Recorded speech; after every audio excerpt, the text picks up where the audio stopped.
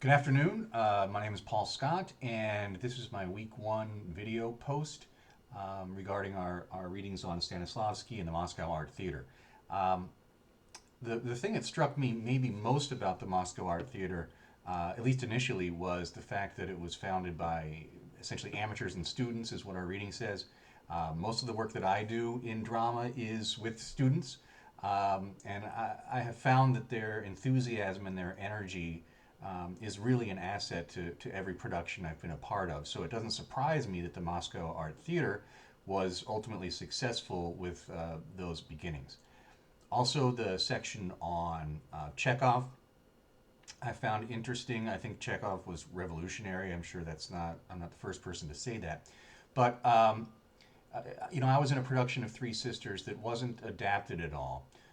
So we set it in the time that it was written, with the period set pieces and costumes and all of that. And it held up.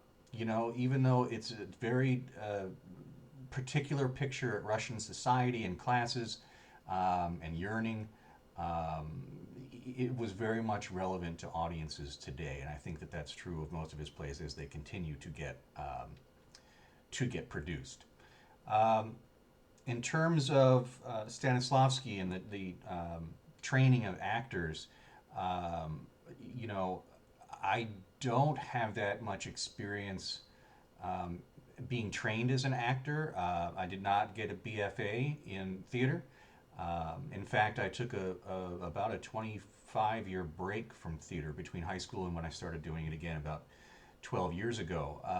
So I've had very little training. So I find all of that information to be helpful to me. Especially what stood out to me is the magic what if. The idea that you can use a tool or a tactic or method to enter into the world of the play and the imaginary world without having to suspend your understanding of what the truth is.